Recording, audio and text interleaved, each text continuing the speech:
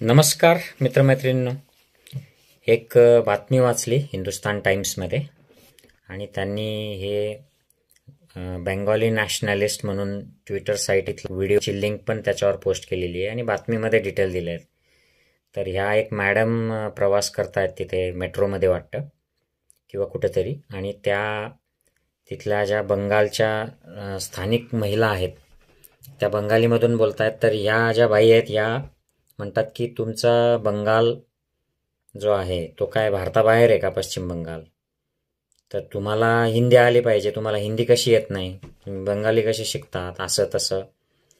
तर हा व्हिडिओ बघा आणि मग थोडी माहिती आपण याच्यावर घेऊयात या व्हिडिओच्या निमित्ताने.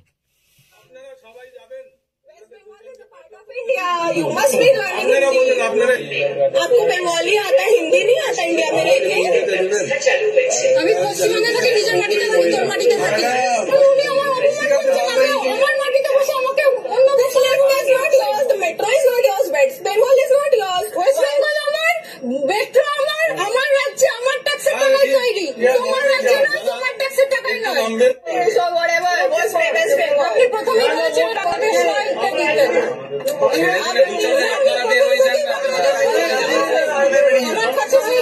भैया आप लोग आ जाइए, बाहर जा रहे हैं। चलो ना, वॉक आउट है।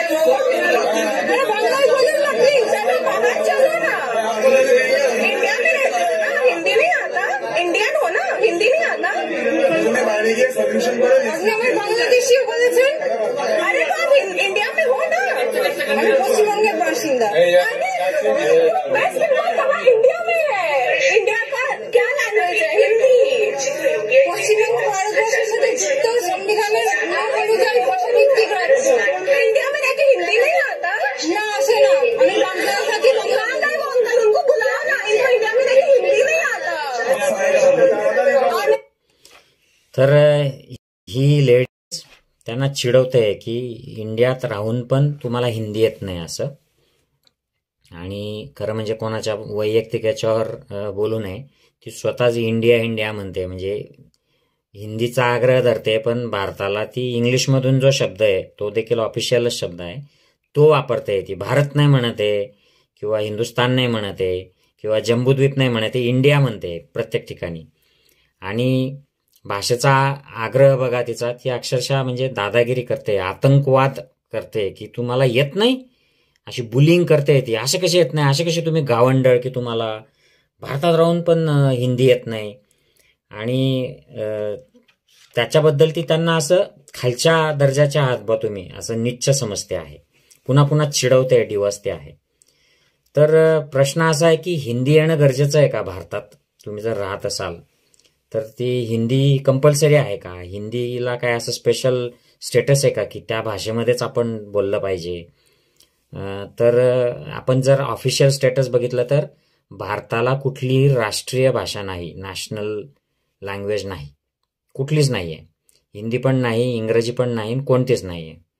भारतामध्ये फक्त ऑफिशियल लँग्वेजेस आहेत, रेकग्नाइज्ड लँग्वेजेस, आणि त्या 22 आहेत. या 22 ऑफिशियल लँग्वेजेस आहेत. याच्यामध्ये हिंदी पण आहे, इंग्रजी पण आहे.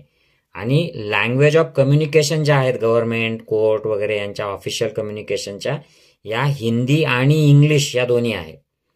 म्हणजे ह्या केंद्र सरकारच्या आहेत.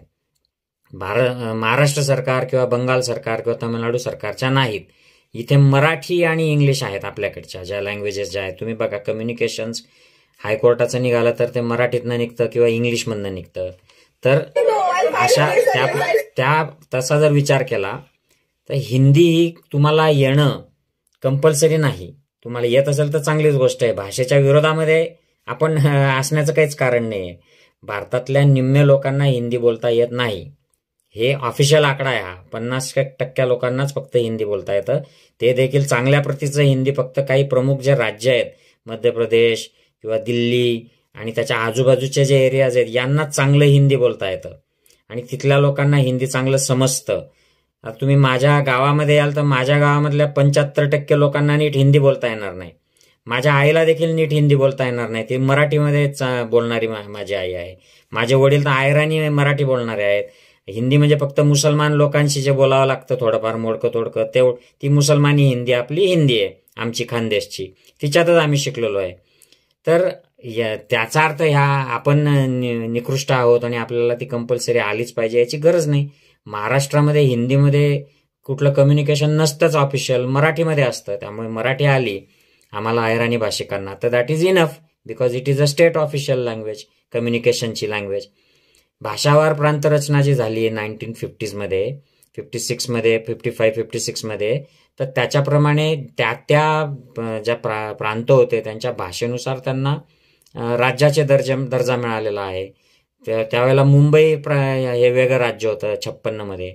मग 60मध्ये आपल्या लोकांनी त्याला मुंबईला महाराष्ट्राशी जोडून घेतलं. 1960ला मग संयुक्त महाराष्ट्र चळवळीनंतर तो महाराष्ट्र झालेला आहे.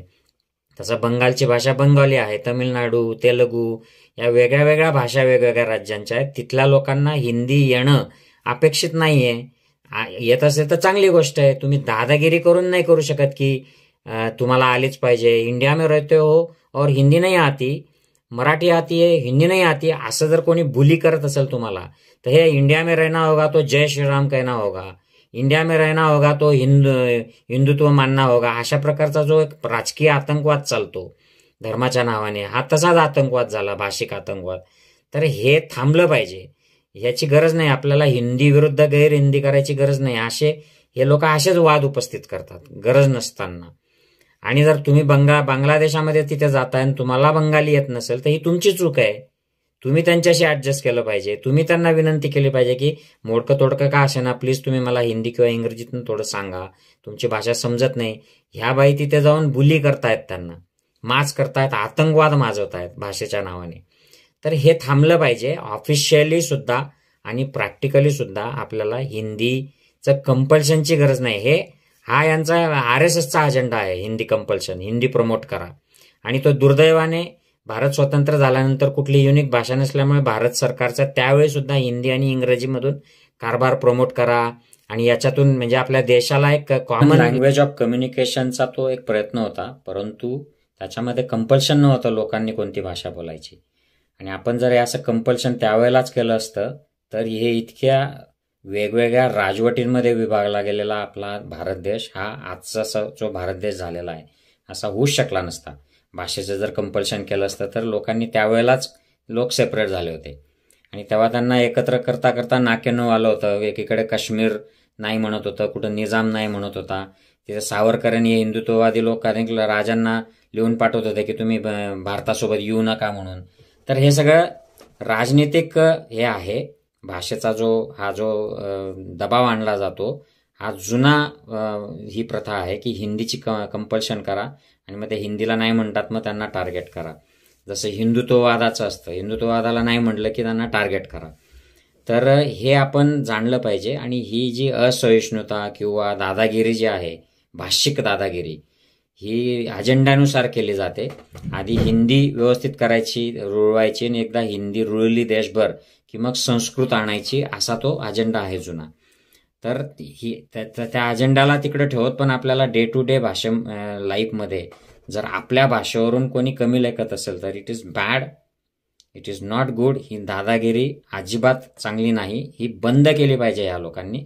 अन्यथा देश उगाचच वेगवेगळ्या भानगडींमध्ये व्यस्त राहिला. आधीच काय कमी भानगडी आहेत का आपल्या देशामध्ये? तर हे त्यांनी जाणलं पाहिजे आणि आपणही सगळ्यांनी याची जाणीव ठेवून अशा लोकांना विरोध केला पाहिजे आणि इतरांना देखील आपण सांगत राहिलं पाहिजे. जय हिंद, जय महाराष्ट्र मित्रमैत्रिणी.